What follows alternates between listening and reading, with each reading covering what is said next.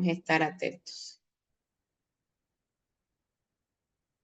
Bueno, y aquí estamos, ahora nos toca hablar sobre los plaguicidas, órganos fosforados, carbamatos, órganos clorados, piretrinas y piretroides, que es lo que yo le explicaba a Jessica ahora, ¿no? Son varios temas de plaguicidas que uno tiene que intentar hablar en una hora, pero por eso nos apresuramos un poco con el anterior tema para que nos pueda dar tiempito de poder hablar sobre estos productos químicos, que son los plaguicidas, que en lo personal me gustan mucho. Bueno, y cuando hablamos de definición de plaguicida, sin duda que son sustancias usadas para combatir las plagas, ¿no? Cuando hablamos de plaga, ¿a qué nos referimos? Animales, plantas, microorganismos que tienen efectos negativos, ¿no? Sobre todo en caso de una exposición a las personas, porque sin duda son necesarios para combatir las plagas, ¿no? Pero uno tiene que tener un cuidado cuando se expone. En general son de origen químico. ¿Qué significa que sean de origen químico? Que como sabemos significa que son hechos en laboratorios. Muchos de ellos son realizados por algún tipo de plantas o mediante con algún tipo de principio de algunas plantas, como algunos otros son más sintéticos. Según la Organización Mundial de la Salud, los plaguicidas son sustancias o mezclas de sustancias destinadas a prevenir, destruir o controlar pestes, incluyendo vectores de enfermedades humanas o de animales, especies no deseadas de plantas o animales que causen prejuicios o que interfieran de cualquier u otra forma en la producción, elaboración, almacenamiento, transporte o comercialización de alimentos, productos agrícolas, no elaborados, madera o que puedan administrarse animales para combatir insectos, arácnidos u otras pestes sobre los cuerpos, ¿no? Y si hablamos sobre los plaguicidas, acá les quiero mostrar específicamente esta figura que habla sobre los 10 contaminantes de mayor preocupación para la salud pública. Y entre eso están varios de los puntos que vamos a tocar o van a tocar conmigo específicamente, ¿no? Y estamos hablando de los plaguicidas o los pesticidas peligrosos. ¿Qué más está? Están los metales, como ser también el arsénico, el mercurio, el plomo, que también lo vamos a tocar, y también tenemos algunos otros como el benceno, que ese también es un solvente del cual vamos a hablar. Pero bueno, los pesticidas están entre los 10 contaminantes y sí, sin duda, y hay algunos que han tenido que ser retirados del mercado por la gran persistencia de contaminación ambiental que han generado y no solo el daño ambiental, sino también el daño en la salud. Bien, ¿cuáles son los conceptos generales? Bueno, la exposición a plaguicida constituye un factor de riesgo de enfermedad aguda y crónica y la intoxicación por plaguicidas han sido abordadas como problemas de salud desde hace, imagínense ustedes, más de 3 décadas. Desde el punto de vista de la salud, constituye un factor de riesgo ya instalado que requiere un abordaje diagnóstico, terapéutico y preventivo basado en la evidencia científica. Millones de toneladas de principios activos con acción de plaguicidas se utilizan al año a nivel mundial y más de 900 principios activos de plaguicida registrados en el mundo. Imagínense ustedes, ¿no? La cantidad de productos que hay más de 900 principios activos registrados en todo el mundo. ¿Y cuántos de estos se usan sin duda en las plantas, en las plantaciones de las cuales muchos de esos nosotros nos alimentamos? Bueno, esto es del 2023, que es del Servicio Nacional de Sanidad Agraria del Perú, que es sobre la lista oficial de agroquímicos según su grado de toxicidad. Esta es una lista, la verdad que yo la estuve revisando, está muy buena. No todos los países tienen una lista oficial sobre y en base a la toxicidad, porque no nos olvidemos que también existe, cuando hablamos de los plaguicidas, el banding, que es el color de las bandas que nos hablan de la peligrosidad. Bueno, ustedes acá tienen la lista de los productos de los plaguicidas, que por ejemplo rojo es extremadamente tóxico, ¿no? Entonces, y esto está también especificado por colores. Se estima que más de 1 millón de casos de intoxicaciones por plaguicidas ocurren cada año en el mundo y más de 20.000 muertes ocurren también por exposición ocupacional, ¿no? La tasa de incidencia de intoxicaciones por plaguicidas en Centroamérica ha sido reportada entre 6.3 a 19.5 por 100.000 habitantes en los años 1992 y 2000, y las intoxicaciones o afecciones agudas asociadas a plaguicidas ocupan el tercer lugar en la frecuencia dentro de las consultas de los CIAT, ¿no? Que son los Centros de Información y Asesoramientos Toxicológicos, con un promedio de 1.500 consultas anuales, imagínense ustedes, siendo la mayoría de ellas accidentales y de baja severidad. Bueno, esto es lo que menciona también la Organización Mundial de la Salud. Las intoxicaciones mayormente reportadas en nuestro CIAT no son accidentales, son intencionales con plaguicidas, ¿no? Las accidentales laborales que nosotros tenemos registrados son muy pocas. El riesgo para la salud de la exposición a plaguicidas enfrenta uno de los más complejos escenarios para estudiar, y esto es tan importante porque estamos hablando de afectaciones crónicas, de exposiciones crónicas, porque aquí la pregunta es, les hacen, mejor dicho, las empresas sus controles laborales a los pacientes? Porque está bien, podemos hacer los controles laborales, de ver cómo está a nivel de función renal, hepático, etcétera, todo, pero también tenemos que enfocarnos en base, como habíamos mencionado, a qué tipo de plaguicida el paciente está expuesto, ¿no? A su vez, los plaguicidas, tenemos diferentes tipos de clasificaciones, ¿no? Según su lugar, es dónde usa el plaguicida. Muchas veces nosotros no sabemos, o vienen y nos dicen, ay, es que lo usan para las garrapatas del perro. Ah, ok, ya tenemos una idea que es un producto de uso doméstico. Entonces la peligrosidad va a ser un poco menor, la concentración va a ser un poco menor, versus un producto que se usa para la ganadería, que estamos hablando de diferentes tamaños de animales. Entonces, obviamente estamos hablando de concentraciones mayores. Por eso también, según el lugar, se puede clasificar. Algunos los llaman fitosanitarios, agroquímicos, plaguicidas, etc., ¿no? Entonces, según el lugar, la ganadería, industria alimenticia, sanidad ambiental para tratamientos en lugares ocupados por personas, para las fumigaciones, ¿no? Como higiene personal también, ¿no? Y también para la jardinería. ¿Quién no usa un plaguicida como un hormiguicida, no garrapaticida, etcétera? O si no, también lo podemos clasificar en base al hospedero. ¿Cómo el hospedero? Ok, es un producto que usamos para los insectos, es un insecticida. Es un producto que se usan para los ácaros, es un acaricida. Es un producto que se usan para los hongos, es un fungicida. Es más, existe fungicida que venden en crema para los hongos de los pies, por ejemplo. Entonces, obviamente, dependiendo para quién va uno a usar, también hablamos de la concentración. Los que se usan para los gusanos o la etapa larvaria son los nematocidas. Las hierbas, los yuyos, son los herbicidas.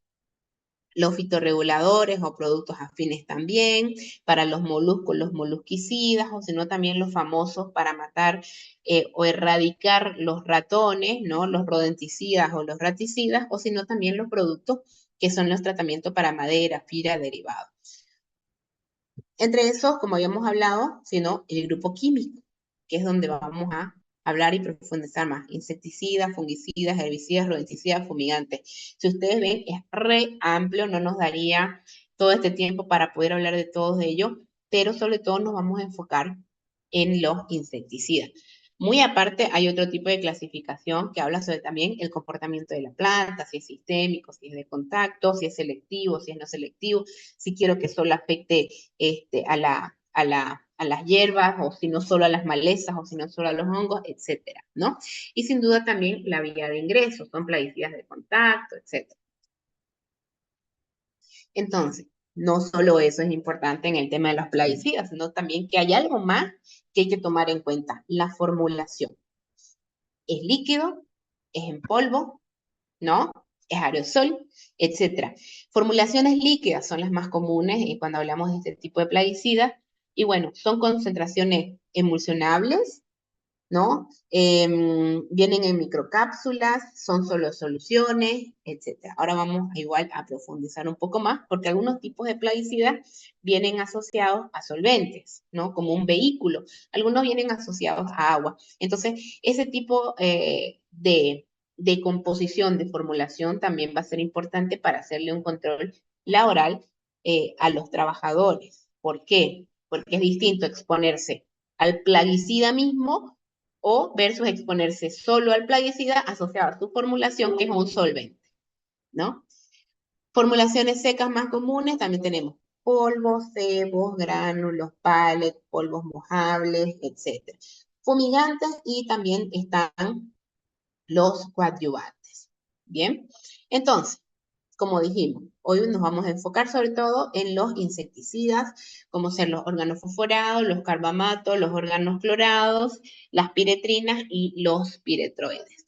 Bien, es más, si hablamos sobre los clorados, actualmente en Bolivia, en Perú, casi en todo el mundo, es un grupo que se encuentra prohibido en nuestro país. ¿Debido a qué? Debido a su gran persistencia en el medio ambiente y a su acumulación también en grasas, como cuáles. Vamos a profundizar ahora un poco más sobre el DDT, el clordano, el lindano, etcétera, ¿no? ¿Y qué es importante cuando hablamos de exposición? Que dijimos que íbamos a profundizar más aquí. La toxicidad aguda. Bueno, cuando hablamos de toxicidad aguda, los efectos tóxicos observados con una exposición única de corta duración, menos de 24 horas, bien, y la toxicidad crónica, los efectos tóxicos observados en concentraciones bajas por un largo periodo de tiempo. ¿Qué mayormente vemos cuando hablamos de una neurotoxicidad crónica o un expuesto crónico? Neurotoxicidad, mutagenicidad, genotoxicidad, alteraciones cromosómicas y también podemos ver y se han confirmado que muchos de ellos también pueden producir cáncer.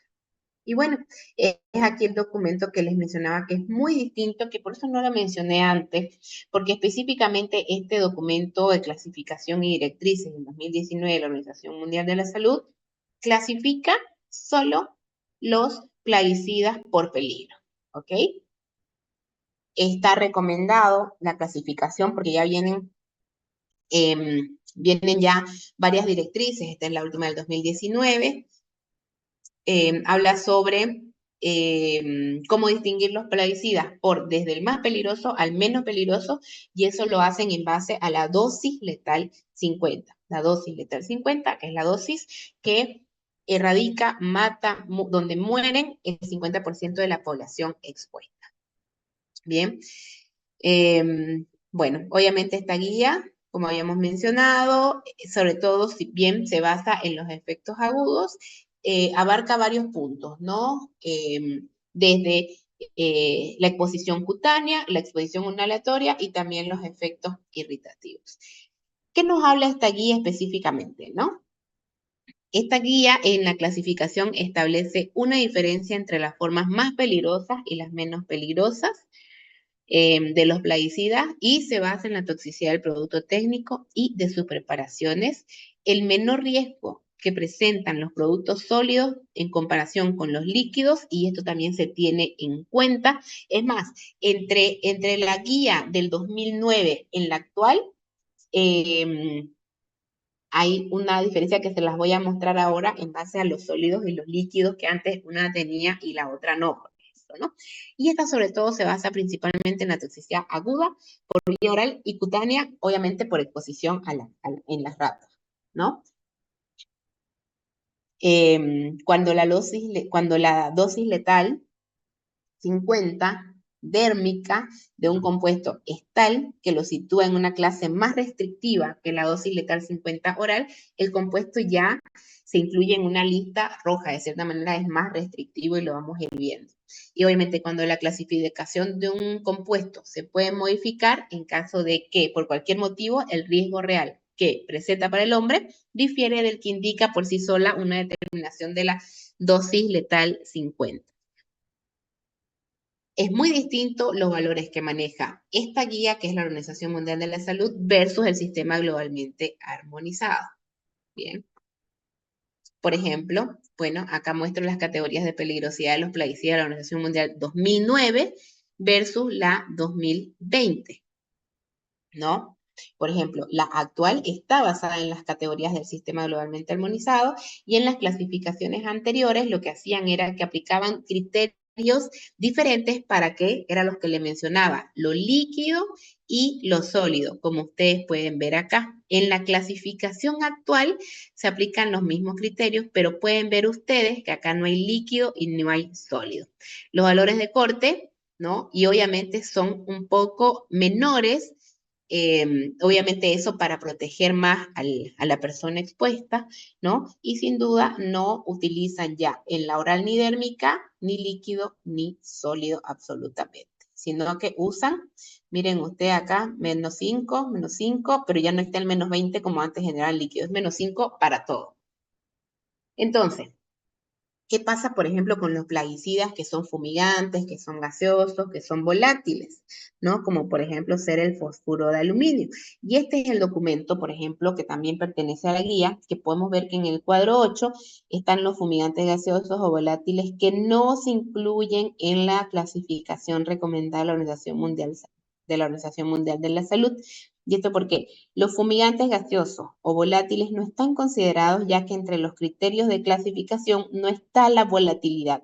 O sea, producto volátil no está clasificado, debido a que estos productos representan un riesgo elevado de intoxicación aguda y la clasificación incluye información sobre la toxicidad de los fumigantes basadas en otras fuentes. ¿Qué significa? Que si hablamos de un producto que es fumigante gaseoso o volátil, nos tenemos que ir al cuadro 8 de la misma directriz, que en la misma directriz ustedes ya pueden ver la dosis letal 50 del producto. Ahí mismo ustedes lo pueden buscar por nombre o lo pueden buscar por número de CAS. El número de CAS en las sustancias químicas, en los plaguicidas, es como su número de cédula, su número de carnet, su número de pasaporte. Es único en cada producto, no se repite en ninguno. Eso lo vamos a ver en la última clase, cuando hagamos los ejercicios de búsqueda en base también a los productos químicos. Y también vamos a navegar en esta página para que ustedes puedan ver cómo podemos encontrar los productos y dónde se pueden ver la dosis letal 50. Existen varios tipos de normativas para cuando hablamos de también plaguicidas o productos químicos, ¿no? Por ejemplo, tenemos el Convenio de Estocolmo, que nos habla sobre los contaminantes orgánicos persistentes, ¿no? Es un compromiso de derechos y obligaciones para garantizar la eliminación de los famosos COPs a través de programas estratégicos. De eso se basa el Convenio de Estocolmo. Y después tenemos el Convenio de Rotterdam. Después, el Convenio de Rotterdam entró en vigor en el 2004 y tiene por objetivo promover la responsabilidad compartida y los esfuerzos conjuntos de las partes en la esfera del comercio internacional de ciertos productos químicos peligrosos a fin de proteger la salud humana y el medio ambiente frente a posibles daños. El convenio establece un procedimiento de consentimiento previo informado para la importación de productos químicos peligrosos. Ustedes, como nosotros como país, somos parte de estos convenios y hay que cumplir los ciertos puntos que estos convenios solicitan para nosotros para poder seguir siendo parte, por ejemplo, ¿no? Está el otro convenio, que es el Convenio de Basilea, que en el Convenio de Basilea se trata de un acuerdo global entre varios países con el fin principal de proteger la salud humana y el medio ambiente frente a los efectos perjudiciales de los desechos peligrosos, regulando los movimientos transfronterizos de desechos peligrosos y otros desechos. ¿Este convenio qué hace? Obliga a sus partes a garantizar que los desechos sean bien manejados y eliminados de forma ambiental, segura, razonable y sobre todo amigable para reducir al mínimo la generación y el movimiento de estos desechos. Y bueno, tenemos también el convenio de Minamata, que el convenio de Minamata es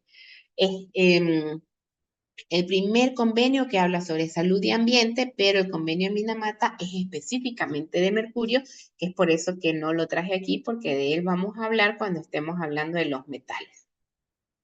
Y bueno, por ejemplo, esto es del 2023, que aquí confirmamos que Perú tuvo su participación en el Triple COP, que es sobre este tipo, los 3 tipos de convenios que les mencioné, Basilea, Rotterdam de Estocolmo, y es más, ustedes tienen un listado también de plaguicidas agrícolas por nombre e ingrediente que se encuentran prohibidos en el país desde el 1999, 2016, 2012, ¿no?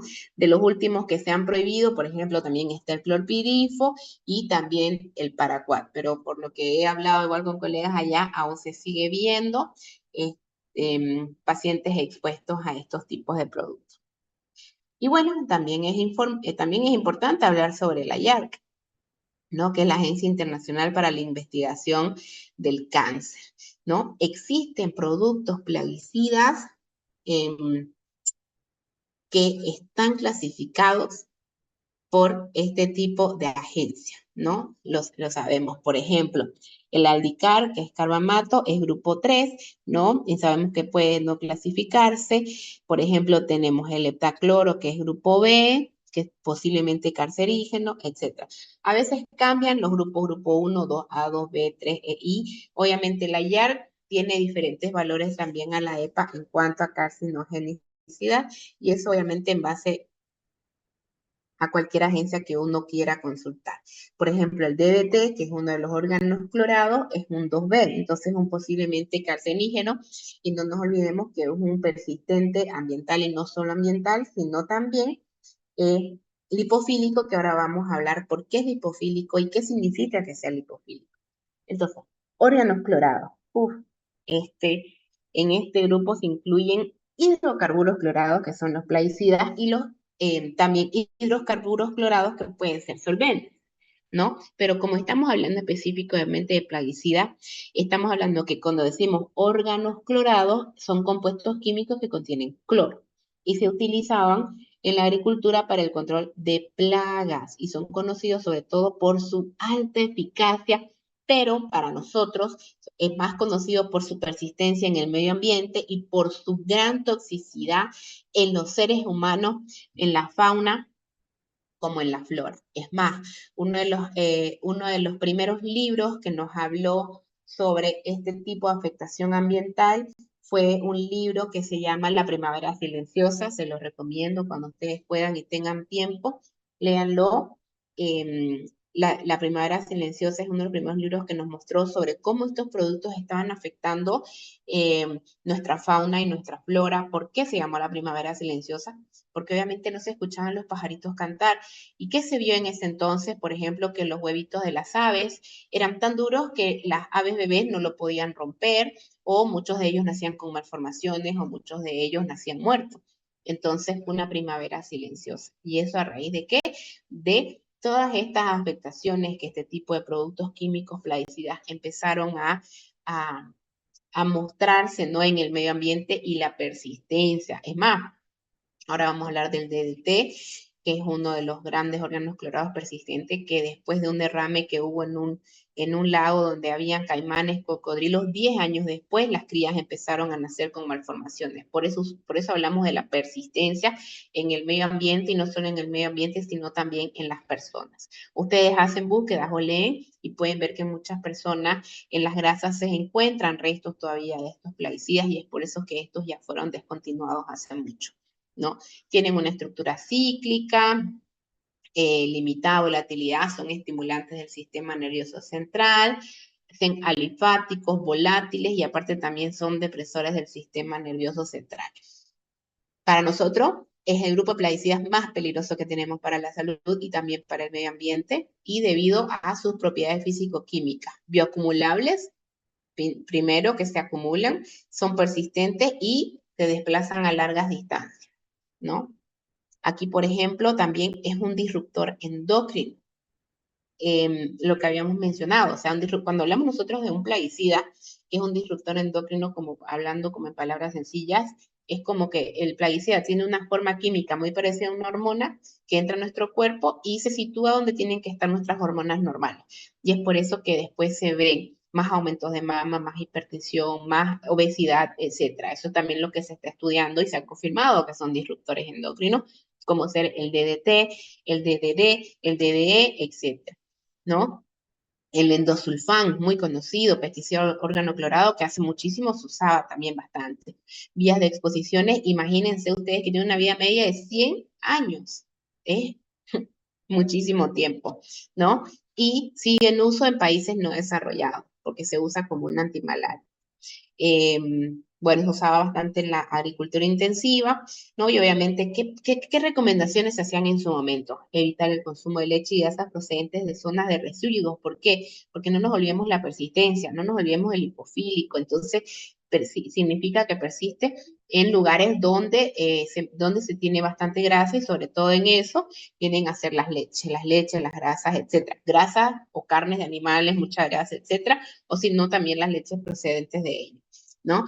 Forman parte de los compuestos conocidos como los COPS, que ya los mencionamos, por lo ya mencionado de la persistencia y su larga vida media. Y sin duda un gran disruptor endocrino.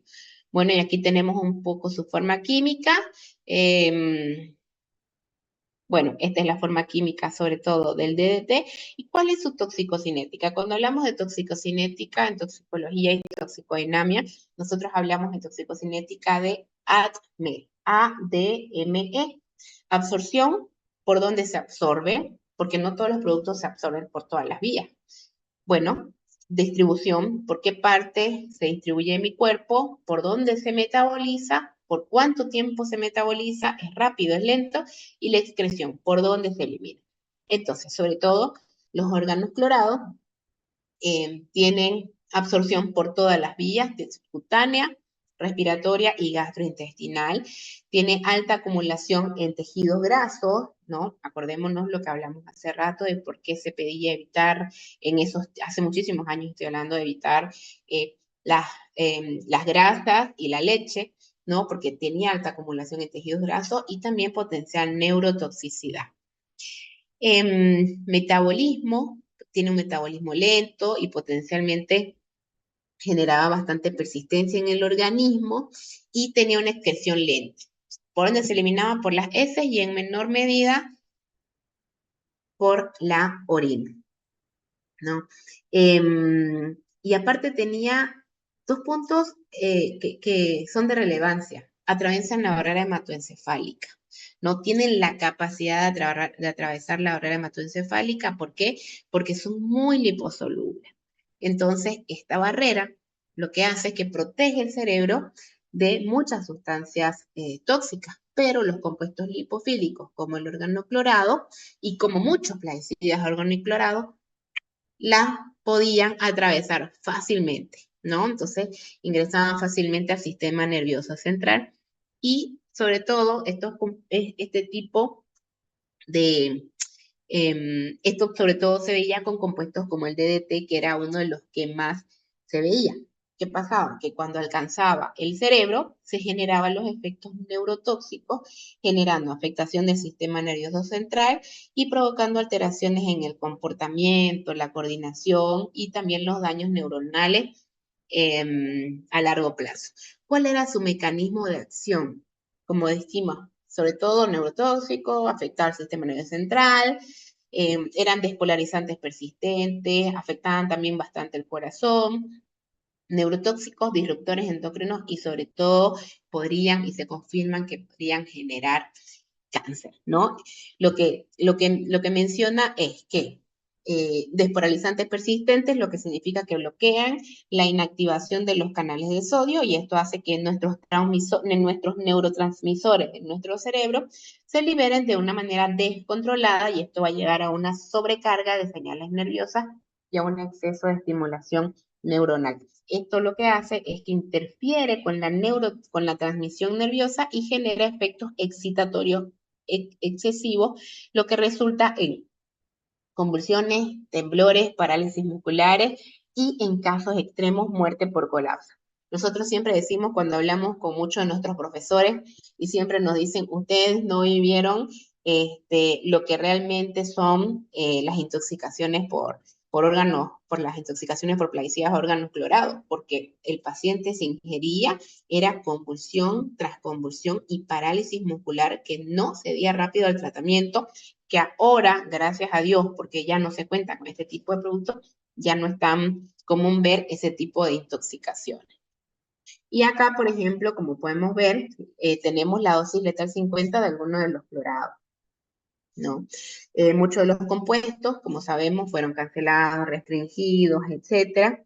Y, por ejemplo, el lindano 7691 era la dosis letal 50, era usado como pediculicida y también escabicida, ¿no? Y bueno, hay algunos que todavía están ahí luchando el uso, que es el endosulfán, que tiene su uso agronómico, ¿no?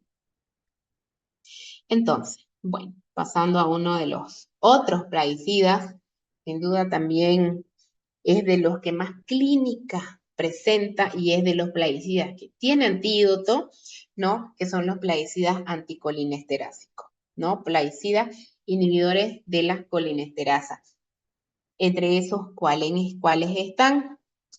Están los órganos fosforados y también están los carbamatos. Órganos fosforados, esteres de ácido fosfórico, y los carbamatos, esteres del ácido carbámico, ¿no? Pueden usarse como insecticidas y tienen diferentes usos. Agroveterinario, ¿no? Que se usan en campos, etcétera, a nivel de veterinaria también. Dormisanitario, que lo usan en domicilio, y también humano. Y tienen formulaciones en concentraciones elevadas, 30 al 80%. La dosis tóxica va a variar, obviamente, en base a qué tipo de producto estamos expuestos, pero dicen que aproximadamente 10-20 ml de los más tóxicos puede generar bastante daño. Las presentaciones mayormente son líquidas y polvo. ¿Y cuál es la toxicocinética de este tipo de producto? Bueno, tiene una rápida absorción y también se absorbe por diferentes vías. La cutánea, sobre todo, ¿y cuál es el riesgo? Ya hemos visto intoxicaciones moderadas por este tipo de exposición cutánea. ¿Por qué? Porque el paciente en ocasiones tiene que llegar a tener derrames cuando están expuestos, ¿no? A nivel laboral, o no solo derrames. Yo he tenido bastantes pacientes también de que hacen las diluciones o las mezclas, por ejemplo, que tienen que mezclar dos tipos de plaguicida, ya, y ni siquiera usan una pala, ni siquiera usan una maderita para batir, sino que utilizan sus manos, sus brazos. Y bueno, eso también puede generar intoxicaciones graves asociadas a que muchas veces ellos después de la jornada laboral no se bañan o cuando se derraman se quedan con la polera trabajando toda la tarde o con la remera trabajando toda la tarde, entonces eso también es gravísimo. Tracto respiratorio. Bueno, en el tracto respiratorio, ¿por qué? Por eso es importante el equipo de protección personal como lo tenemos en esta imagen, por la inhalación del producto, ¿no? Estos tipos de productos son sensibilizantes químicos, ¿no? Significa de que obviamente si yo me expongo de una manera también muy prolongada, el día de mañana genero esa sensibilidad química múltiple y hay pacientes que no pueden ni siquiera tolerar un desodorante o un perfume. ¿Por qué? Porque generan esa sensibilidad química de tantos años de haber estado expuestos, ¿no? Y no solo eso, sino que también a nivel respiratorio, los síntomas respiratorios de siempre, no tos, etcétera, también puede llegar a generar que el paciente llegue a consultar a una emergencia. Y de manera digestiva, bueno, aquí entra el paciente que ingiere intencionalmente como el paciente que ingiere accidentalmente. Y un ejemplo de una exposición digestiva oral es que me ha pasado bastante, ver bastantes trabajadores que están haciendo el trasvasado, por ejemplo, de un contenedor o de un recipiente de 200 litros, quieren pasar a un bidón de 20 litros y ¿qué hacen? Agarran la manguera, succionan y se ingiere accidentalmente un poco. Entonces, obviamente que ahí va a variar qué tipo de plaguicida está expuesto, pero hay plaguicidas como ser el paraquat, que es un herbicida que la dosis letal 50 o la dosis tóxica es media cucharilla. Entonces, imagínense ustedes succionando entre comillas, poquito de ese producto, ¿no? La letalidad es casi del 90%. Aparte, este tipo de productos, los órganos fosforados, carbamatos, muchos de ellos también son liposolubles. ¿Y qué significa que sean liposolubles? Cuando hablamos de liposolubles, habla de que es muy fácil también que la absorción se ve a través de la piel y las mucosas y que por esa misma exposición atraviese rápidamente ingresa a nuestro sistema nervioso central. Y también pueden acumularse en tejido graso. ¿Y eso qué va a provocar? Puede provocar igual una toxicidad con liberación prolongada, ¿no? Entonces, los órganos fosforados, sobre todo, que ingresan por la vía cutánea, respiratoria, digestiva, que sin duda la cutánea y la respiratoria son las rutas más comunes en las intoxicaciones laborales. La vía digestiva es más frecuente de origen intencional, ¿no? Después, atraviesan también la aurora placentaria y ahí es ahí muy importante el tema del trabajo en mujeres, si están embarazadas o mujeres también, si como se acumulan en tejido graso, bueno, ahí también es importante valorar a las mujeres que están en embarazo o que también están dando o tienen lactancia materna, ¿no? Porque podemos también exponer al bebé a esto. La eliminación es rápida y se elimina por heces y también se elimina por orina. Bien. Si bien por heces se elimina en menor cantidad, también se puede eliminar por aire expirado. O sea, inhalamos y al expirar también se puede eliminar por menor cantidad, pero se elimina. Los carbamatos es lo mismo que lo ya mencionado. Por eso los uní, el mecanismo de acción en ambos es la misma, solo hay una pequeña diferencia. Ambos inhiben las colinesterasa.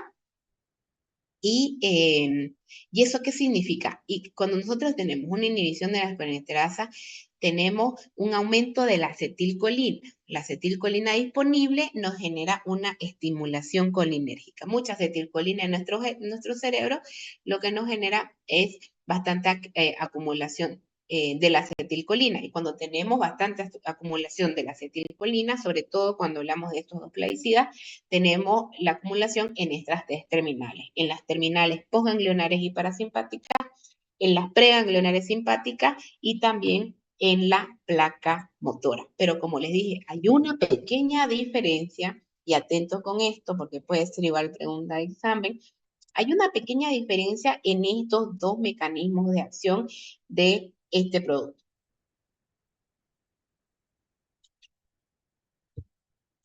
El órgano fosforado inhibe las colinesterasas irreversiblemente. ¿Qué significa?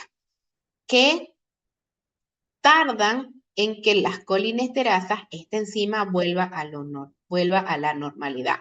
Deben transcurrir 30 días para que la actividad de la enzima se normalice. Y el cuadro clínico en estas intoxicaciones es más severo. Versus el carbamato inhibe las colinesterasas reversiblemente. ¿Qué significa? Que mi inhibición, o sea, mi disminución, de cierta manera, de las colinesterasas no es más que 24, no dura más de 24 horas. Entonces, los carbamatos me la inhibe por hasta 24 horas y el órgano fosforado me las inhibe, o sea, me las disminuye hasta mucho tiempo más, días, semanas, sobre todo los clorpirifos, que es uno de los órganos fosforados que genera mayor inhibición y persistencia. Esos a veces tengo pacientes que tienen las colinesterasas disminuidas días y semanas.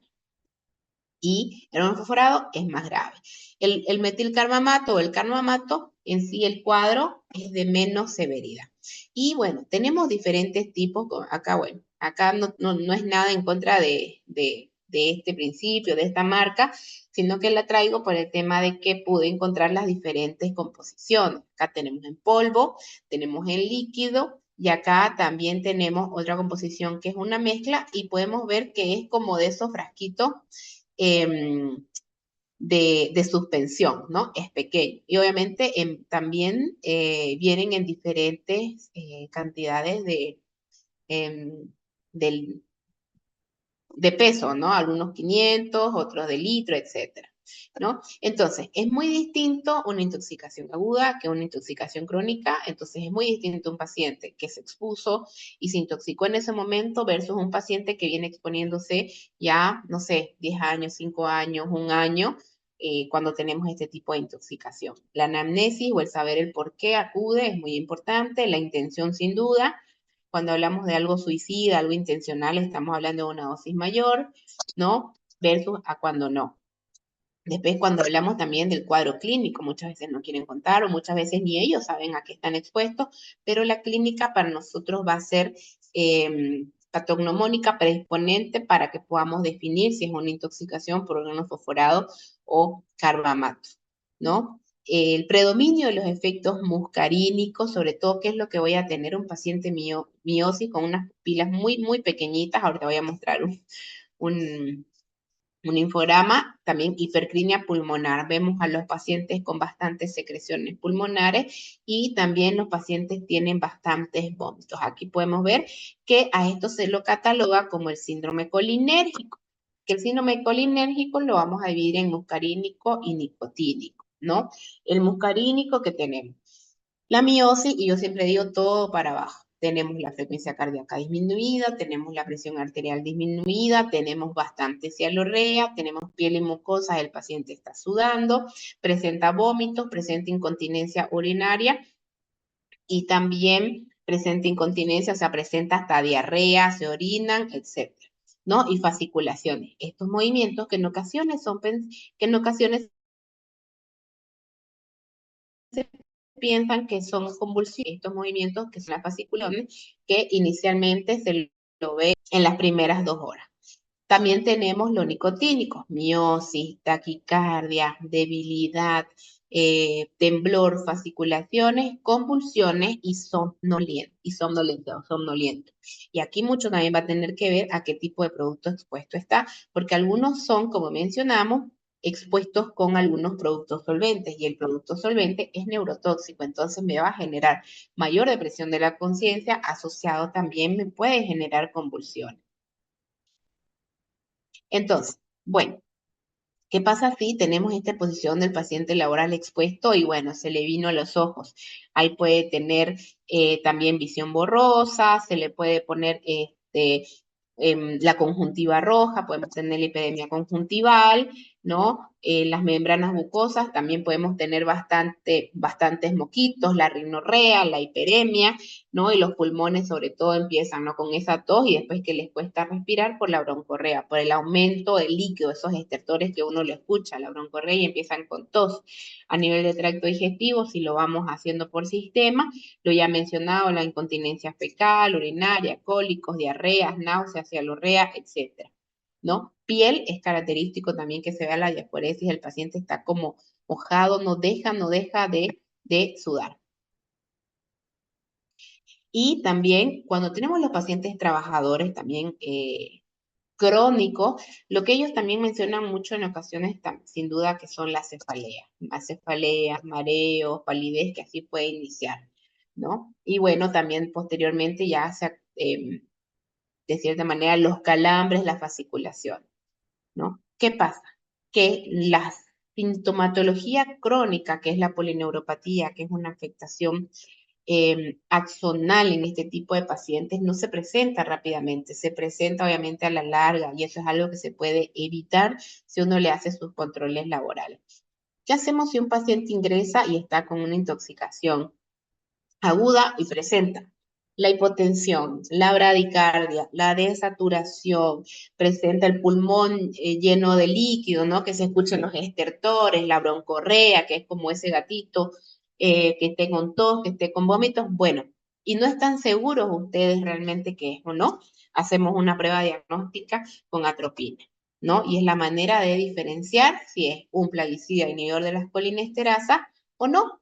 ¿Cuánta es la dosis que vamos a usar en los adultos de 1 miligramo y en los niños menores de 12 años de 0.01 miligramos kilo?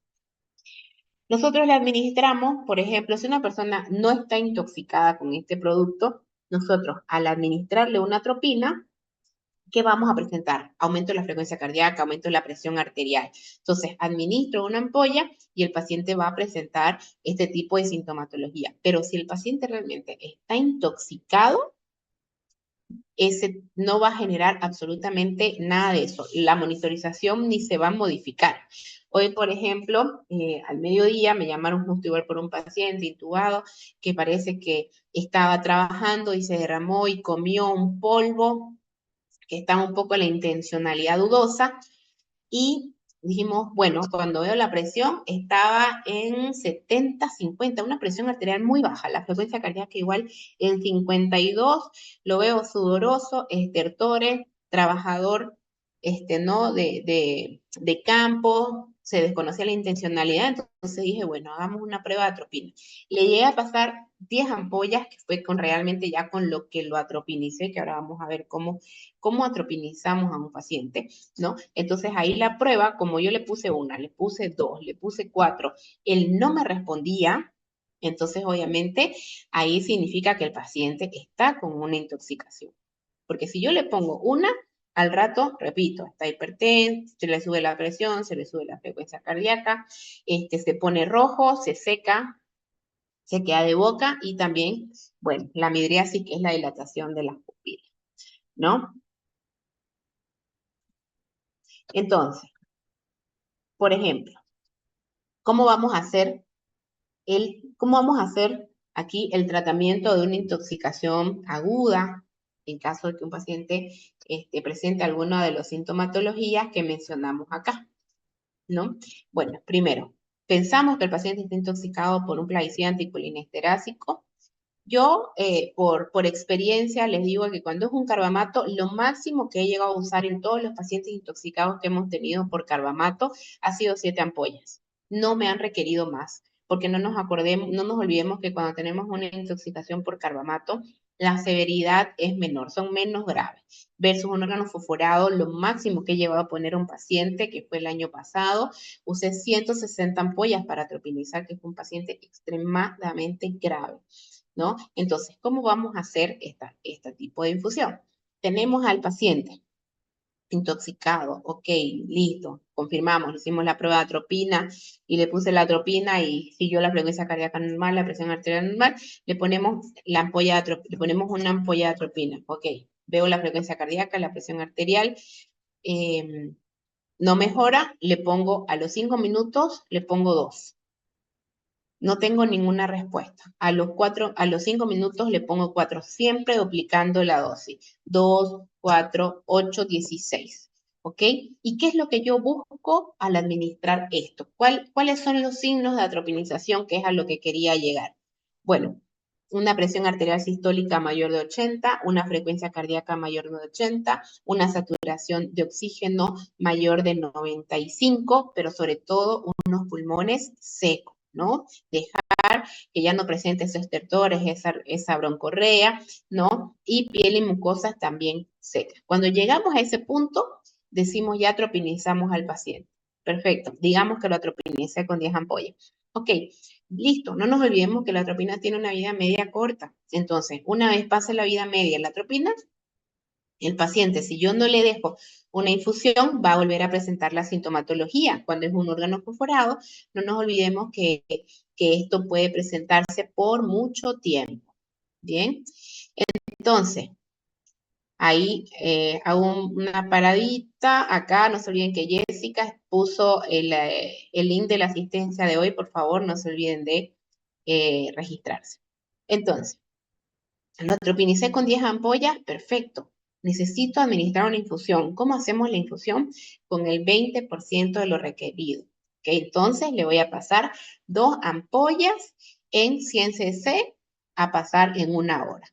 Y es un tratamiento extremadamente dinámico, porque puede que ahora precise esos 2 miligramos hora, pero puede que a las 2 horas precise 1.8 miligramos hora y después 1.5. O sea que cada hay que observar y hay que ir bajando posteriormente, ¿no? El 20% de la dosis que está recibiendo, siempre observando, ¿no?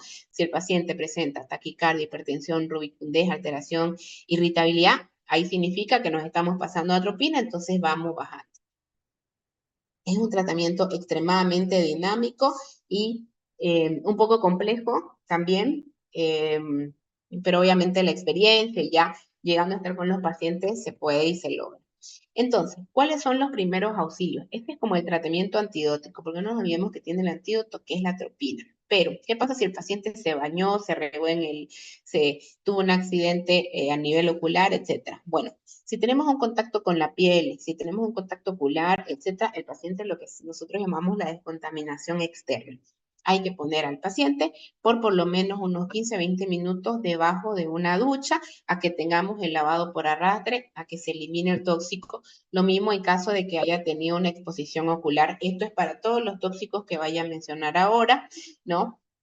En caso de contactos de piel y de mucosas, ¿no? Lavar en caso que haya sido la boca, igual el lavado, pedirle al paciente si él lo puede hacer que se lave, si no nosotros ayudarlo, y en caso de que sea a nivel ocular, igual realizar un lavado con suero fisiológico. Si estamos muy lejos, bueno, se le pide que se ponga debajo del grifo o del aguatero, obviamente no tan fuerte para no lesionar y que ahí también tengamos un lavado por arrastre a nivel ocular, ¿no?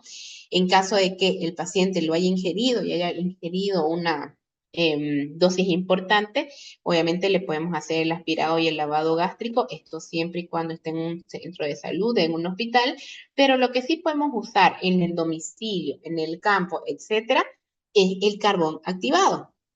¿Cuánto es lo del carbón activado? 1 gramo kilo, máximo 50 gramos. ¿Cuánto? Una cucharada grande, sopera, llena de carbón activado es 10 gramos. Entonces, 5 cucharadas grandes lo diluimos en un agua, jugo de fruta, suero glucosado, etcétera, y que el paciente tome siempre y cuando esté en las 2 primeras horas. Posteriormente ya no estamos a tiempo de poder hacer algún tipo de rescate digestivo que evite la absorción de este producto. Bien, ¿qué tipo de contraindicaciones tenemos? No dar leche, no dar aceite, etcétera. Aparte que, por ejemplo, la comida o los alimentos con grasa, cuando nosotros tenemos una intoxicación por un solvente, como ser diésel, gasolina, o cuando no nos olvidemos que este tipo de plaguicidas en ocasiones tienen como vehículo algún solvente, cuando nosotros ingerimos un solvente y después tomamos leche, aceite, que son comidas con grasa, eso lo que hace es que aumenta la toxicidad del solvente. Entonces, siempre indicamos no ingerir ningún tipo mejor de alimentación, no provocar el vómito, perdón, tampoco, y no administrar nada por vía oral. ¿Ok? Y bueno, cuando hablamos igual de intoxicaciones crónicas, que esto es muy importante, ¿no? Hacerle los controles laborales a los pacientes. Hacerle sus controles laborales, ¿qué significa?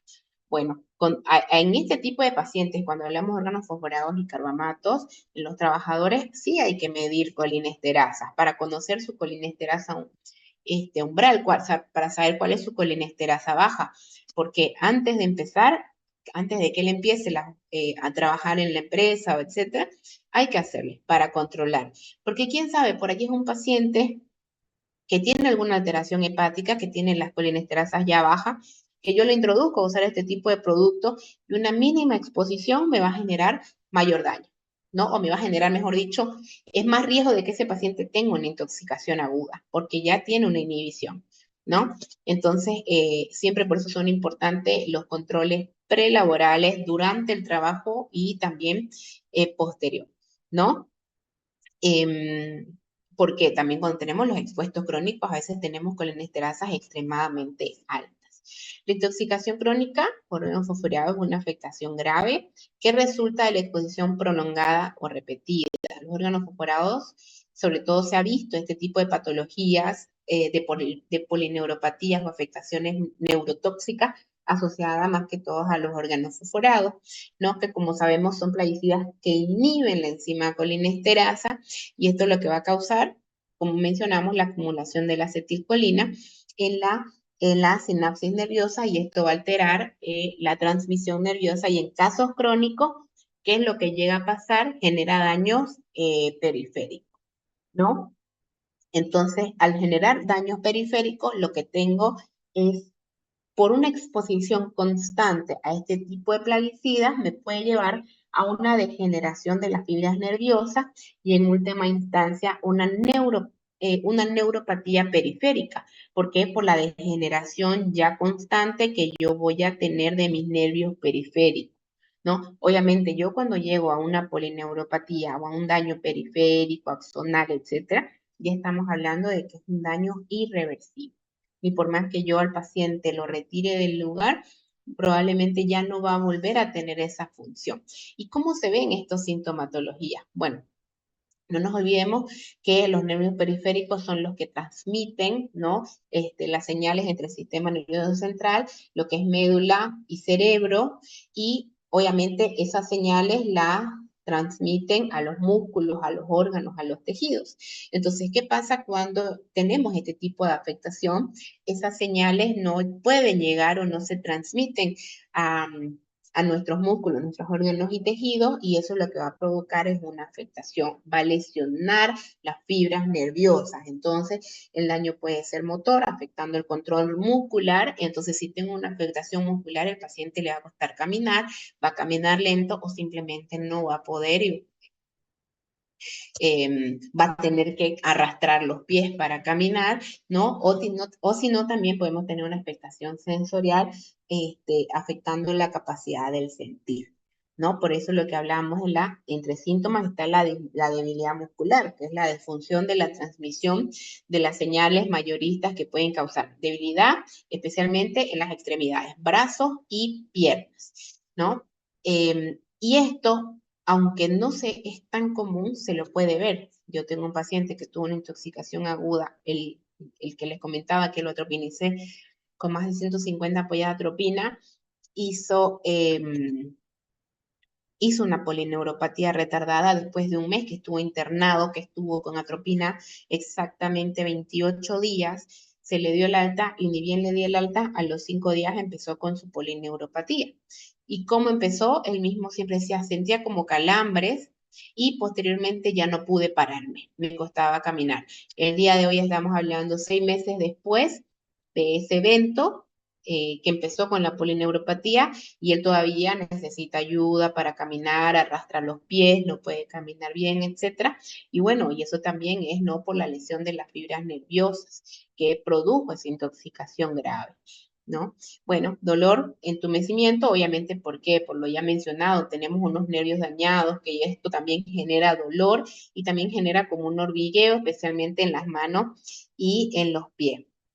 La pérdida de reflejo, también los nervios se dañan y pueden dificultar la ejecución de los reflejos normales, como el reflejo rotuliano, que es el reflejo de la rodilla, y la dificultad para poder mover los músculos, ¿no? Obviamente que a medida que la neuropatía progresa, la capacidad de poder controlar los músculos, esto se ve afectada, y sin duda que esto va a llegar a generar dificultades para caminar o también para mover las extremidades. Por eso es importante generar los controles laborales, porque este tipo de exposición, este tipo de daños en los trabajadores es reversible y se puede evitar controlando, porque si vemos que el paciente empieza a tener alguna sintomatología de daño o alguna afectación en las colinesterasas también, entonces yo lo retiro del trabajo por un cierto tiempo y después lo incorporo.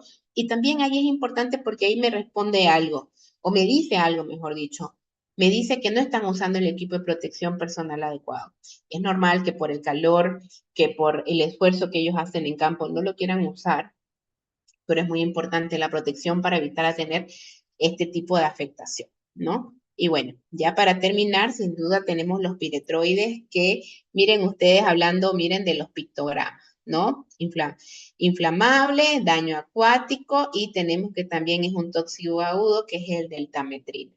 Bueno, cuando hablamos de los piretroides, sin duda los plaguicidas es de cierta manera los que tienen menor grado de toxicidad. Es más, las casas fumigan con esto, con este tipo de productos para los insectos, animales, etc. Pero bueno, vamos a ver un poco ahora. Los piretroides, el piretro es el extracto de la oleoresina de las flores del crisantemo, como las pueden ver ustedes acá, que son preciosas. El extracto de esto tiene una acción insecticida. Entonces, estas propiedades se averiguaron o se estudiaron en la antigua China hace más de 2000 años. Y también no nos olvidemos que son lipofílicos, ¿bien? Cuando hablamos de piretro es una mezcla de sustancias químicas que ocurre naturalmente en ciertas flores, que es esta, y de ahí nace este plaguicida. Pero, como dijimos, a raíz de una flor natural, de origen natural, podemos tener también algo sintético. Bien, las piretrinas son los insecticidas de origen natural, flor de crisantemo, poco solubles al agua, no se acumulan y no se biomagnifican en el ambiente, y aparte tienen fotosensibilidad y tienen un uso limitado en el ambiente cerrado, ¿no? Entonces, el piretroide es aquí la diferencia. Son insecticidas sintéticos, no son sustancias químicas estructuradas en un laboratorio que tienen una estructura muy similar a la piretrina. Y a menudo los piretroides, al ser una sustancia sintética, como todo lo sintético de cierta manera, es más tóxico para los insectos, para los mamíferos y permanecen también más tiempo que las piretrinas. Bien, análogo de las piretrinas, se disuelven mejor en agua y se clasifican, y su clasificación se basa en su estructura. Bien,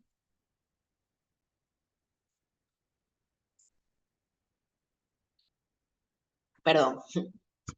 Entonces, bueno, aquí tenemos un poco igual de la clasificación toxicológica en base a la Organización Mundial de la Salud. Tenemos en base sin duda a la dosis letal 50 y a la dosis letal térmica, ¿no? Tenemos, por ejemplo, la cipermetrina, que la cipermetrina, como le dijimos, vemos que tiene la etiqueta amarilla, moderadamente peligroso, y tenemos el esfenvalerato, que vemos que obviamente su dosis letal 50 es mayor, entonces es menor, mejor dicho, perdón, y por eso es poco peligroso, como lo podemos ver en la etiqueta azul, y lo que son de la etiqueta verde son los productos que normalmente no ofrecen peligro, versus los rojos, el 1A es sumamente peligroso y el 1B es muy, muy peligroso, pero muchos de ellos pertenecen a categorías de menor riesgo. Tenemos dos tipos de mecanismo de acción de cierta manera, ¿no? Tenemos el tipo 1, que es el que carece del grupo químico alfaciano, ¿no? Y entre esos está la aletrina, la fenotrina, el cismetrin, la permetrina, la cadetrina, versus el tipo 2, que está como el grupo alfaciano. Este sí lo tiene el grupo alfaciano. En sí, cuando hablamos del grupo alfaciano, solo para mencionarlo, lo que significa es que contiene un radical cianuro en su posición alfa, nada más, ¿no? Y el grupo de tipo 2 son los efectos, tienen efectos tóxicos mayores que el grupo 1. ¿Y cuáles están ahí? Cipermetrina son de los más usados, sobre todo, ¿no? Cialdotrina y deltametrina, etc. Bien, entonces, aquí. Sin duda, este tipo de productos tienen un uso extendido, agroveterinario, pueden asociarse a otros plaguicidas. Pues miren las concentraciones, viene de 1 a 25%, y también tenemos los dormisanitarios, que son de las concentraciones bajas. También tienen formulaciones en aerosoles, tienen formulaciones líquidos, y tenemos los famosos también referentes, los espirales de los mosquitos, el cartón impregnado, los flits. Este tipo de productos tienen los piretroides, ¿no? Y también tenemos los medicamentos de uso humano, como pueden ver acá ustedes, la permetrina al 5%, ¿no? Algunos de estos tipos de productos vienen combinados, ojo, con órganos fosforados o carbamatos. Esto de los plaguicidas que mencioné anteriormente. ¿Y esto por qué lo usan? Para aumentar la toxicidad sobre las plagas. Y sobre todo, este tipo de medicamentos, piretroides, usados de uso humano, es para combatir sobre todo, como podemos ver acá, la escabiosis, ¿no? Insectos vectores de enfermedades parasitarias, bueno, o si no, entre esas la vinchuca, ¿no? Y en agroveterinario también se utiliza como ser el hormiguicida, el garrapaticida, el pulguicida, etcétera, ¿no? Aquí vamos a ver, por ejemplo, podemos tener este líquido, tenemos este polvo, miren, podemos ver acá, cipermetrina al 20%, ¿no? Y acá podemos ver que esto sobre todo en animales un poco más grandes. Y acá tenemos, miren este, que es el alfa-cipermetrina con el clorpirifo. Aquí tenemos un piretroide asociado a un órgano fosforado. Y obviamente esta combinación es para mayor toxicidad para las plagas y sin duda para el ser humano también, porque puede desarrollar todo lo que ya mencionamos del síndrome colinérgico, ¿no? La hipotensión, la bradicardia, la cialorrea, la incontinencia urinaria, vertical, etcétera, ¿no? Y usar antídoto. Lo podemos ver acá, ¿no? Que es el famoso, y ya mismo dice, ¿no? Altamente efectivo para el control de los mosquitos, que esto es a veces lo que usan, porque tiene la cipermetrina al 5%, el clorpirifos al 20%, pero miren también que tiene solventes. Entonces tienen solventes, que no nos olvidemos que mencionábamos, vamos a hablar de los hidrocarburos, que son los solventes en la próxima clase. También nos habla de que puede generar neurotoxicidad asociada a todo lo colinérgico que puede presentar por el clorpirifo, asociado a lo que me puede presentar a nivel clínico por el piretroide, también puedo generar mayor neurotoxicidad por el solvente. Y bueno, también hay en polvo, que aquí podemos ver que es la cipermetría. ¿Cuál es la toxicocinética de este producto? Bueno, tiene igual muy buena absorción a nivel inhalatoria, los productos en aerosoles, en polvo, algunos compuestos son más liposolubles. ¿Y qué significa liposoluble? Que se depositan en tejido adiposo, en grasa, y pueden depositarse en ocasiones hasta 24, 48 horas. La distribución, compuestos como dijimos, lipofílicos, pero no se almacenan en ningún tipo de órgano. El metabolismo es rápidamente metabolizado, ¿no? Y los metabolitos tienen menos toxicidad que el producto madre. Bien, no hay evidencia aparte sobre circulación enterohepática. Significa, cuando hablamos de recirculación enterohepática, en palabras básicas estamos hablando de que, bueno, cuando tenemos un metabolismo hepático, significa que pasa una vez por el hígado, ¿no? Entonces pasa, se metaboliza y sigue su camino. Pero tenemos tóxicos que tienen recirculación enterohepática, que pasa una y otra vez para la metabolización por el hígado. Y cuando tenemos ese tipo de cinética, podemos tener otro tipo de tratamientos específicos para poder ayudar a eliminar el tóxico, ¿no? Pero en este producto no lo hay y en ningún plaguicida tampoco. La eliminación se da por la orina, por las heces y también se puede eliminar por la expiración. Cuando hablamos de la toxicodinamia o el mecanismo de acción, cuando hablamos, sin duda que también son neurotóxicos y actúan sobre los ganglios basales del sistema nervioso central. Prolongan la activación del canal de sodio voltaje dependiente por unión a él en su estado abierto. Los piretroides tipo 2, que acordémonos que eran los más tóxicos, lo que hacen es que permite que estos canales sodio voltaje dependiente permanezcan más tiempo abiertos. ¿Qué significa? Que voy a tener una despolarización prolongada. Esto hace que la acción sea más potente y más tóxico, no, que el tipo 1. Entonces, ¿qué puede pasar en ocasiones? También puede producir una hipersensibilidad, pero en los mamíferos no es tan tóxico sistémico como en otro tipo, como en las personas, por ejemplo.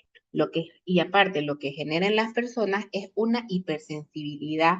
Es muy irritante cutáneo y sobre todo puede generar bastante dermatitis cutánea también e hipersensibilización. Ustedes si algún día llegan a ver un paciente expuesto o intoxicado con un piretroide, van a ver que el mismo paciente le dice, no tienen llegan a tener como una parestesia, no sienten la boca, les cuesta un poco al hablar, le hormiguea todo el cuerpo de una manera intensa. Entonces, pero no nos olvidemos que también puede estar asociado a algún solvente orgánico y eso va a generar mayor toxicidad. Entonces, tenemos la presentación clínica de dos tipos. Tipo 1, que es el síndrome T, y tipo 2, que es el síndrome CS. Bien, ¿por qué síndrome T? Síndrome T por temblor fino, porque es que me genera cuando tengo una intoxicación de tipo 1, aumento de reflejos osteotendinosos y se caracteriza por inquietud, incoordinación, espasmo, comportamiento agresivo, ¿no? Y temblor generalizado. Esto mayormente se da con aletrina y con la permetrina versus el síndrome CS de convulsiones y cialorrea. Mayormente lo que tengo acá es un paciente con cialorrea, un babeo extremo, ¿no? Ataxia, que camina de cierta manera, como algunos dicen, camina como borrachito, lento y movido, ¿no? Tiene temblor, pero no es temblor fino. Aquí, a diferencia del tipo 1, en el tipo 2 tenemos un temblor grueso y también tenemos lo que son esas fasciculaciones, que son los movimientos involuntarios de los músculos. Y lo que les comentaba, las parestesias faciales son muy, muy características, ¿no? Eso de no sentir, de no sentir la cara y que sientan que hormiguea, ¿no? Esto sobre todo es más común por deltametrina y por la cipermetrina. Y bueno, entonces, obviamente que aquí la severidad va a variar en base a la dosis expuesta, la circunstancia, como ya mencionamos, y la edad. Pero es importante mencionar de que este tipo de productos, la toxicidad es baja y se lo considera de cierta manera, nosotros lo consideramos de cierta manera unos insecticidas más seguros. No hemos llegado a tener intoxicaciones graves y a nivel médico-científico, igual las publicaciones mencionan que hay pocas intoxicaciones sistémicas por este tipo de piretroides en los humanos, aparte que no presenta una buena absorción a nivel cutáneo, por lo tanto, no es muy común por eso mismo que exista una toxicidad sistémica por esa vía, ¿no? No nos olvidemos, lo cutáneo, esa parestesia, esa afectación a veces en la cara, puede presentarse hasta 24 horas después de haberse expuesto, ¿no? A nivel del contacto ocular, puede tener el ardor, el dolor, la irritación, ¿bien? Y ojo, que no es solo por el contacto directo como los otros productos, sino que también los piretroides puede presentar el paciente ese tipo de afectación a nivel ocular en el ojito por la exposición de las partículas del producto, ¿no? En caso de ingesta, como muchos lo presentan, ¿no? Dolor abdominal, náuseas, vómitos y también deposiciones líquidas. Bien, y cuando hablamos de afectación sistémica, que si bien las nombramos es importante porque las tienen que saber, no es tan frecuente, debilidad, temblores, palpitaciones y todo lo que ya mencioné, ¿no? Y después, sin duda, no podemos dejar de lado la parte inhalatoria, que es de las primeras vías en las cuales los pacientes expuestos laborales están más expuestos, ¿no? Los casos, sobre todo en exposición inhalatoria a este tipo de productos en los trabajadores, se registran en casos donde hay un ambiente cerrado o poca ventilación, o si no, los ambientes pequeños donde los cuales se trabaja y no tienen un extractor, ¿no? Para extraer toda la contaminación del lugar. Obviamente eso va a generar también una irritación, síntomas respiratorios como ser tos, como ser broncoespasmo, esa falta de aire, que sobre todo son los síntomas respiratorios. ¿Cómo vamos a llegar a hacer un diagnóstico en este tipo de pacientes? Como siempre mencionamos, ¿no? Nos vamos a basar en la historia clínica, en cómo llegó el trabajador, fue algo agudo, es algo crónico. No hay un síndrome característico específico como lo mencionamos en el síndrome colinérgico, por ejemplo, de los anticolinesterácicos. No existe para el piretroide. Bien, si bien hemos mencionado el síndrome T y el síndrome CS, eso es específico de este tipo de productos versus el colinérgico, el anticolinérgico, el simpático mimético, puede asociarse también a otros tóxicos. No hay un laboratorio específico que me pueda confirmar la intoxicación, como los mencioné previamente en los plaguicidas anticolinesterácicos, pero obviamente hay maneras de poder solicitar algún tipo de metabolitos específicos, que ahora los vamos a mostrar, los biomarcadores de exposición a piretoides, pero obviamente que nos vemos un poco en contra porque la determinación de este tipo de metabolitos en orina nos puede confirmar una exposición reciente y desaparecen muy rápidamente. Significa que tengo poco tiempo para hacerlo. Y sobre todo esto hacemos también los controles en los trabajadores expuestos. ¿Cuál es el tratamiento? Siempre el ABC, ¿no? Ver vía aérea, que respire bien, etcétera. Circulación, etcétera. La descontaminación, lo mismo que ya mencioné anteriormente, si el paciente tuvo algún tipo de derrame, descontaminación cutánea, hay que bañar al paciente y ocular lo mismo, por lo menos unos 15 a 20 minutos. Bien, el tratamiento va a ser sintomático en base a los síntomas que tenga. Si tiene vómitos, le vamos a dar un antiemético. Dolor abdominal, un analgésico, un protector gástrico, etcétera, ¿no? Y esta es una intoxicación que no cuenta con antídoto. Bien, esta es una intoxicación que no cuenta con antídoto, pero sí lo que se ha visto, sobre todo en los trabajadores expuestos a este tipo de productos también, es mayor hipersensibilidad también, ¿no? O también se ha visto la rinitis, dermatitis de contacto, asma, neumonitis alérgica, anafilaxia, son patologías que sobre todo vemos más en los trabajadores expuestos crónicos, ¿no? De todas maneras, en la mayoría de los casos hay muy buena evolución. Y después lo que tenemos también son los biomarcadores de exposición a los piretroides, que aquí, por ejemplo, les muestro 4. Tenemos los biomarcadores de exposición y tenemos los biomarcadores de efecto. Cuando hablamos de los biomarcadores de efecto, hablamos de laboratorios que vamos a pedir, como ser hemograma, función renal hepática, ionograma, coagulograma, etc. Ahí estamos hablando un biomarcador, ¿no?, de efecto. Si es que mi exposición me ha generado algún efecto en otro órgano. Pero cuando hablamos de biomarcadores de exposición, como ser las colinesterasas previas en los plaguicidas, como ser un fosforado de carbamato, aquí en los piretroides tenemos los biomarcadores de exposición, como ser el ácido 3-fenoxibenzoico, o sino también que es el 3-BPA, que es un metabolito. Y este metabolito es comúnmente, se evidencia en la cipermetrina, deltametrina, hipermetrina, y obviamente esto realizado por cromatógrafo gaseoso. Los valores de este es de 3.9 microgramos de creatinina en invierno y 12.2 microgramos de creatinina en verano. Y obviamente este tipo de estudios se hacen una vez el paciente se retira del trabajo, se lo realiza. Acordémonos que la vida media de estos metabolitos es muy corta. Por ejemplo, en la exposición a ciflutrina se ha sugerido un valor de referencia para el 3-PBA, que es de 10 microgramos de creatinina en orina al final de la jornada laboral. Y este valor se ha fundamentado en que correspondía a una exposición ambiental en la que no se observaban trastornos sensoriales y en la que no se vio también ningún tipo de afectación sistémica.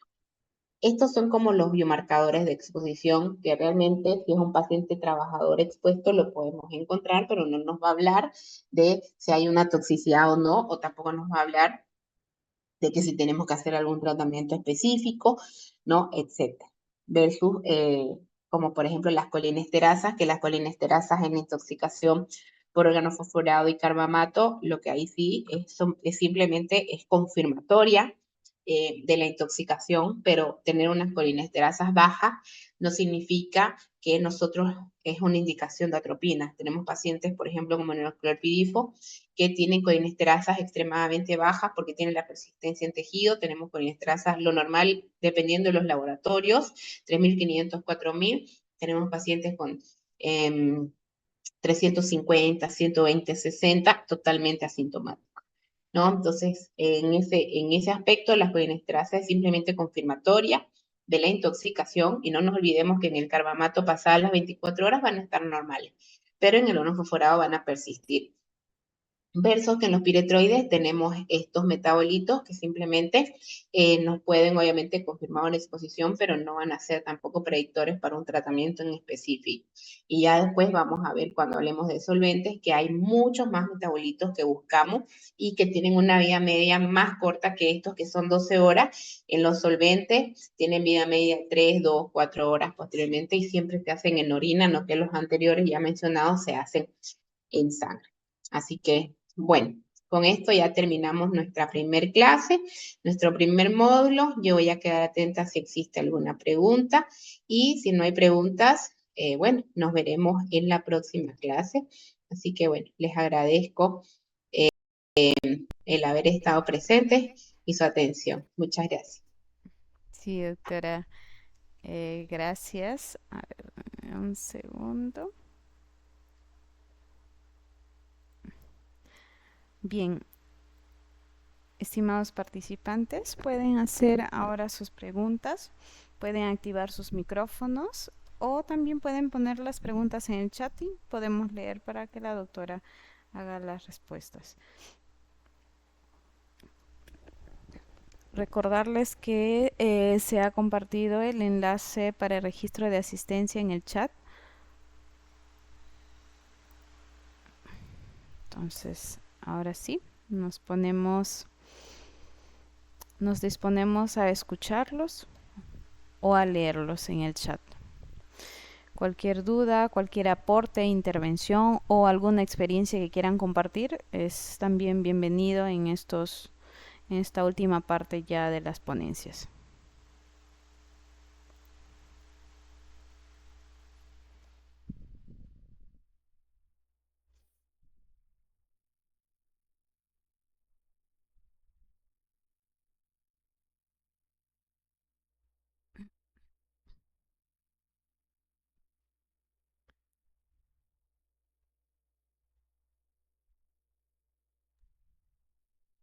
Bueno, si no hay ninguna pregunta, ninguna duda, igual siéntanse libres de poder, no sé, juntar algún tipo de preguntas y lo podemos ir resolviendo ya en la próxima clase. Así que nada, nos vemos entonces, Jessica, si te parece el día jueves. Si te mandan alguna pregunta, algún dato, yo voy a quedar atenta. Hay una pregunta. Sí, en el chat. En el chat tenemos, doctora, a un ¿Dónde se debe participante. eliminar el mercurio de un termómetro? Bueno, esa es una excelente pregunta. La vamos a abordar más cuando hablemos de metales, pero el mercurio es un desecho extremadamente tóxico y también es un contaminante ambiental porque tarda muchísimos años, no se elimina y también contamina nuestras aguas, que es también lo que vamos a hablar sobre la contaminación de peces, cómo nosotros nos exponemos al mercurio, en los diferentes tipos de mercurio. Ahora, depende, si se te rompe un termómetro, obviamente la limpieza en el hogar es muy específica, todo lo que uses para limpiar lo tienes que poner en una bolsa negra y la bolita del mercurio ponerlo en un frasco de vidrio bien tapado. ¿Para qué? Porque no nos olvidemos que el mercurio en temperatura ambiente emite vapores ya tóxicos. Entonces, obviamente, si lo tenemos bien envuelto y tapado, no va a emitir esos vapores al ambiente, más aún cuidando y evitando la exposición en niños. Posteriormente, eso lo tenemos que, todo lo que se use para limpiar en una bolsa negra, y ese mercurio, obviamente, ahí ustedes en Perú deberían de tener alguien, alguna agencia, alguien encargado específicamente para eliminar los desechos tóxicos. Nosotros acá no lo tenemos. No tenemos dónde eliminar las pilas, no tenemos no tenemos dónde eliminar las pilas de botón ni las pilas AAA. O sea, yo opto por quedármelas porque sé que si las tiro, van a ir todas al mismo lugar y la contaminación va a ser la misma. Porque también algunas tienen mercurio, al igual que los focos, ¿no? Entonces, nuestros países deberían de tener algunas normativas e instancias de residuos peligrosos, así como los RAEs también, ¿no?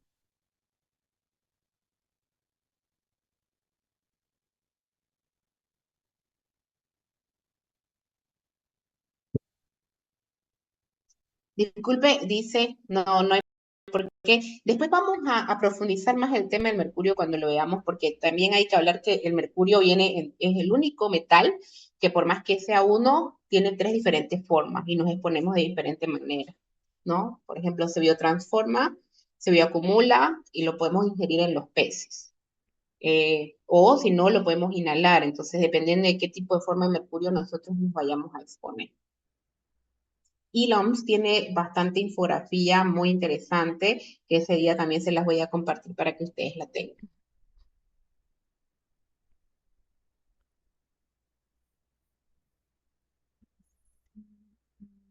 Sí, la licenciada Judy hacía su pregunta. En caso de riesgos químicos, ¿cuántas capacitaciones son adecuadas según norma? Bueno, eso mucho va a depender porque cada país tiene su normativa, ¿no? Pero dependerá, por ejemplo, la OSHA, si no me equivoco, hace las capacitaciones al comenzar de trabajar y después capacitaciones periódicas cada 6 meses. Obviamente eso va a depender de qué tipo de producto químico se use y depende de las normativas de cada país. En caso de un riesgo químico, lo ideal sería por lo menos unas 2 capacitaciones o si va a entrar algún personal nuevo, hacer las capacitaciones previas, ¿no? En términos generales, pero eso es independientemente de cada país. Dentro de las medidas de previsión, ¿se puede proveer la dotación de leche para los trabajadores para desintoxicar? Dice Clever. Nosotros no indicamos en ninguna medida la administración de leche ni tampoco inducir al vómito, lo que podría ser muy útil en caso de una ingesta de un plaguicida sería el carbón activado, tener el carbón activado en polvo, el carbón activado en cápsula, el carbón activado en pastilla o en comprimidos no sirve, no tiene la eficacia que el carbón activado porque se elaboran de manera distinta. Obviamente ustedes allá tienen que ver qué carbón activado en polvo tienen para poder administrar en casos de intoxicación. Es más, nosotros cuando hacemos las capacitaciones dotamos el carbón activado porque aparte es muy fácil prepararlo, es en polvo y podemos preparar, por ejemplo, una persona que pese 60 kilos, 5 cucharadas sopera en jugo y que lo tome hasta que tenga tiempo de llegar al centro de salud, al hospital, porque aparte que es importante, que solo tenemos 2 horas para llegar a hacer esa descontaminación. Y es también uno de las indicaciones o las contraindicaciones, mejor dicho, para administrar carbón activado, es que si el paciente tiene una alteración de la conciencia, por ejemplo, que él no lo pueda tomar o que esté muy dormido, ahí no se lo da por el riesgo de que se broncoaspire. Pero si el paciente está lúcido, recién tomó accidentalmente el producto o se le vino, se le derramó, etcétera, y recién lo tomó, ahí sí ustedes se lo preparan y lo dan, pero leche en ninguna manera. No nos olvidemos que a veces pueden estar asociados a los solventes, algunos plaguicidas, ¿no? O algunos otros productos, y en los solventes o en los hidrocarburos, la leche y los productos con grasa están totalmente contraindicados porque aumentan la toxicidad. Eso vamos a hablar cuando hablemos ahora de los hidrocarburos. Muchas gracias por sus preguntas.